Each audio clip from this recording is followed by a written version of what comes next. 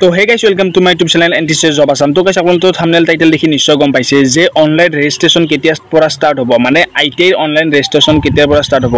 মানে কি মই আগৰ ভিডিঅ' কেইটাত কৈছিলোঁ যে জুন মাহৰ ফাৰ্ষ্ট উইক মানৰ পৰা হৈ যাব বুলি কৈছিলোঁ, সেইটো মেবি কৈছিলোঁ, কিন্তু মানে কি সেইটো এতিয়া নটিছ এখন আহিছে। সেই নটিছখনৰ মতে মানে কি এতিয়া কোন তাৰিখৰ পৰা কোন তাৰিখলৈকে দিয়া আছে আইটিআই অনলাইন ৰেজিষ্ট্ৰেচন আৰু ভেৰিফিকেশ্যন কোন তাৰিখৰ পৰা কোন তাৰিখলৈকে দিয়া আছে সকলোবোৰ এইটো ভিডিঅ'ত জনাম। আপোনালোকক নটিছখন মই দেখুৱাই আছোঁ, গোটেইখিনি আপোনালোকে গম পাব। তাৰপিছত চোৱাৰ পিছত গোটেইখিনি গম পাব।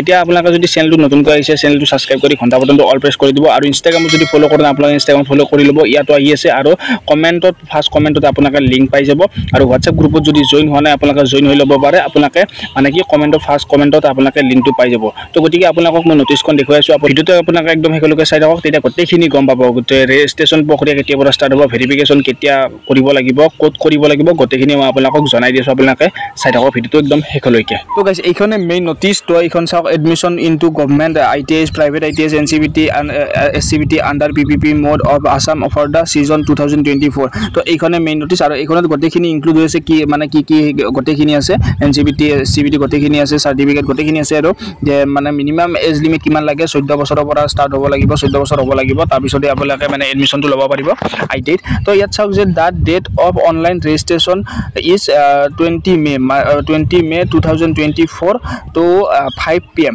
মানে আৰু এইটো কথা মনত ৰাখিব, আজি হ'ল 19 তাৰিখ, তো অহাকালি 20 তাৰিখ, অহাকালি 20 মে। তো অহাকালি 5টা বজাৰ পিছৰ পৰাহে মানে কি আপোনালোকৰ ৰেজিষ্ট্ৰেশ্যন প্ৰক্ৰিয়া ষ্টাৰ্ট হ'ব বুলি ইয়াত লিখা আছে।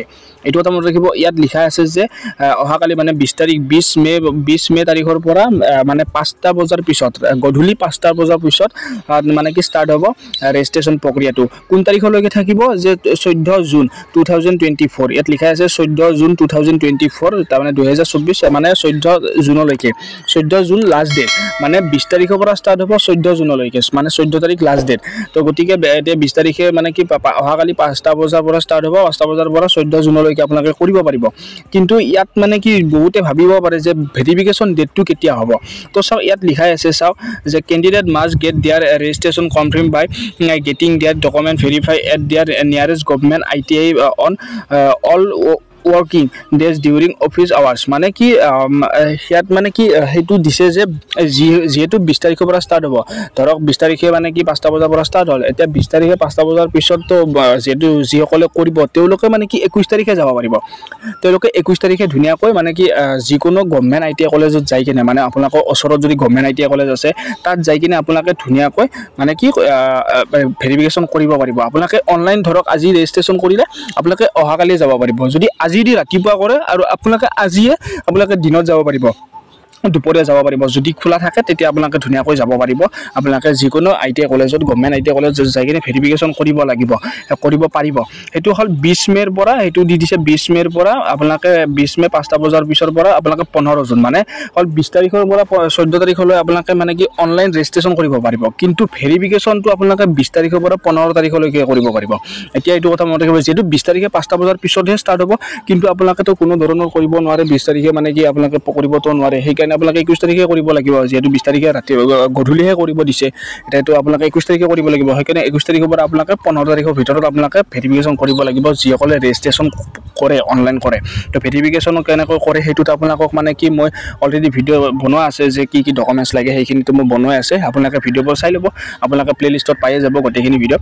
আপোনালোকে এইটো কথা মনত ৰাখিব যে 20 তাৰিখৰ পৰা আপোনালোকে মানে কি 14 জুনলৈকে, আৰু ইফালে সেইটো ৰেজিষ্ট্ৰেশ্যন আৰু ভেৰিফিকেশ্যনটো হ'ল 20 তাৰিখৰ পৰা 15 জুনলৈকে। এইটো কথা আপোনালোকে মনত ৰাখিব। কিন্তু এটা কথা, কিন্তু এই নটিছখন কেৱল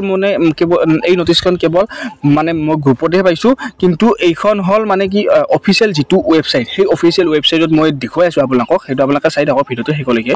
তো গাইছ এইটো হ'ল আপোনালোকৰ ITI আছাম মানে এডমিশ্যনৰ কাৰণে এইটো হ'ল মেইন ৱেবছাইট, এইটো হ'ল অৰিজিনেল অফিচিয়েল ৱেবছাইট এইটো।